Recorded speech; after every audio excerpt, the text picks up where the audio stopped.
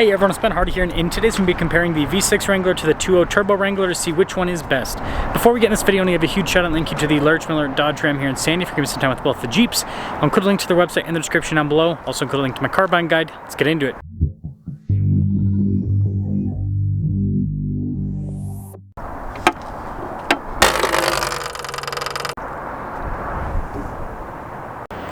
Powering the 2.0 Turbo Wrangler is a 2-liter turbocharged 4-cylinder that goes through an 8-speed. Fuel economy is 20 around town, 22 on the highway, with power outputs being 270 horsepower and then 295 pound-feet of torque.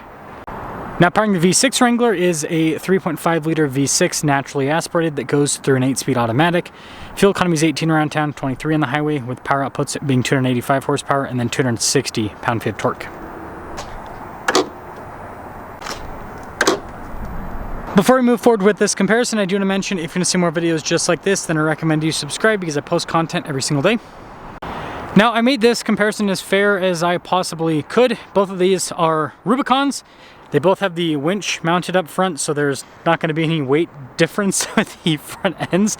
And they both have the leather seats inside. And if you actually look at the pricing, you can see that the blue one here stickers for $67,000 after all options. And yeah, if we pop over to the other one, it is $70,000 for the V6 after all options, and that's just because it has a couple more things, it looks like, compared to the blue one. But yeah, they're pretty much as identical as it gets, so let's just take them out, drive them, and see which one performs the best.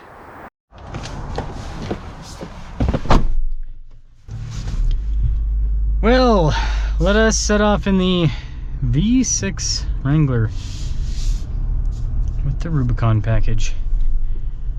So this is a great example of an automaker actually listening to the people. Jeep came out and said, hey, you know what? No more V6 automatic. If you want the V6, you got to get a manual. And everyone said, Jeep, what are you talking about? What are you smoking? And Jeep said, okay, we'll bring it back. We'll bring back the auto. And they did. So they actually listened to the people, which, you know, automakers try to do, but it's also kind of like a fine line to walk, because some of the things that people claim that they won't actually purchase, right? I think a great example is just two-door vehicles. People are always like, I want a two-door version. I want a two-door version. Manufacturer releases a two-door version. Nobody buys it. You know, so just one of those things. Now, the V6 powertrain itself, we're at, this part of Utah is probably like 4,200 feet, 4,300 feet above sea level. So, decent elevation, and so you can have some power loss with a naturally aspirated engine, but it does have great response. It's what I noticed right off the bat. And it's smooth too, and I think this is what a lot of people like about the NAV6, is the smooth power delivery. Again, this is not the most powerful engine, sub 300 horsepower.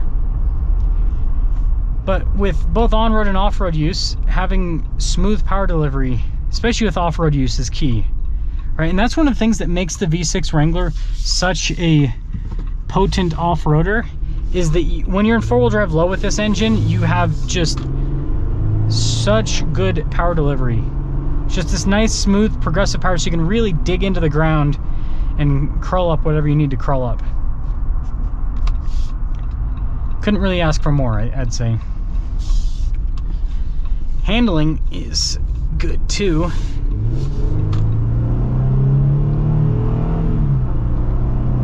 So you can see, I mean, you gotta kind of wring it out a little bit. And that's the thing that I don't think it's necessarily bad about V6 or naturally aspirated engines in general. It's just kind of a feature. Some people don't like it. Some people are like, I just want to be able to partial throttle through everything. And it's like, hey, fair enough. But I would say that being able to go, or let me rephrase this. Having an engine that can go higher up into the rev range with a very smooth power delivery, I think that's what you want. I think that's the way to go. So that's one of the biggest positives of the V6 Wrangler is the smooth power delivery, like I've said. And the fuel economy ain't bad either. I mean, this has 33-inch tall tires and it's still able to get, you know, 20 miles per gallon average. That's pretty impressive, all things considered.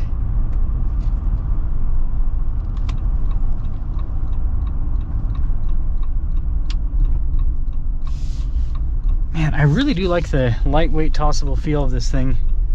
It's nice.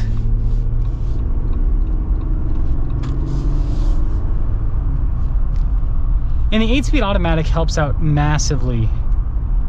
I think that transmission really does make this car. The old 5-speed was not bad, you know, it's decent transmission, but really held the Wrangler back. And that's the thing that's interesting, is you just change the transmission of a vehicle and completely transforms it. And you got to give props to Jeep. They did what Toyota didn't do, right? Toyota, with their new 4Runner, they went for a turbo 4-cylinder. And you know what a lot of people wanted? They wanted that same 4.0 V6, but just with a updated transmission. And that's what Jeep gave to its people. They said, hey, we still have the same 3.6-liter V6, but now you got an 8-speed instead of a 5-speed, so it really helped out. So yeah, overall the V6 is a great powertrain. And you know, it's not a perfect powertrain. I mean, you can look into it. These V6s can have some issues here and there, but overall, it's got good power delivery. It's, you know, in terms of Jeep powertrains, it's pretty reliable as long as you maintain it properly. And it does what you need it to do, right? And I think there's something to be said about that, right? Stuff that's not necessarily the most exciting, but it gets the job done. Like, that's what you want, right? Not the most exciting, gets the job done. Well, 2.0 turbo Wrangler. I will say right off the bat, going from the V6 to this sounds like very raspy, and not in a good way. It sounds kind of like struggling a little bit. It's not bad, but yeah, it's not exactly the most pleasant sound on the planet. Other than that, sorry, I got to adjust this a little bit. It's kind of falling off my head. Man, I can understand why so many people complained about Jeep getting rid of the automatic V6, because like, this should perform better at this elevation. This should perform better, yet it just doesn't feel as good as the V6. The V6 has that instant response that you know and love from a naturally aspirated engine. And this, on the other hand,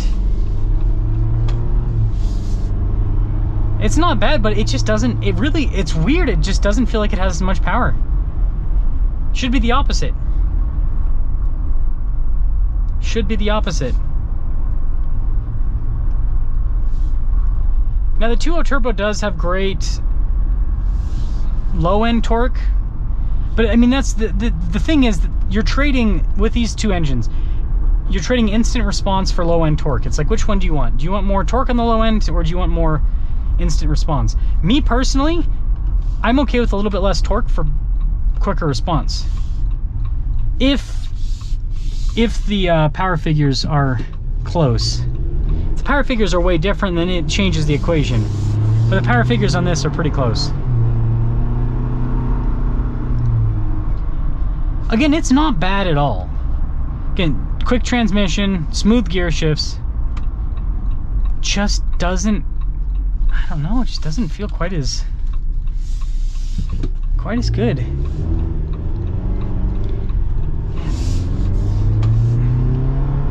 Just doesn't feel like it has as much to dig from.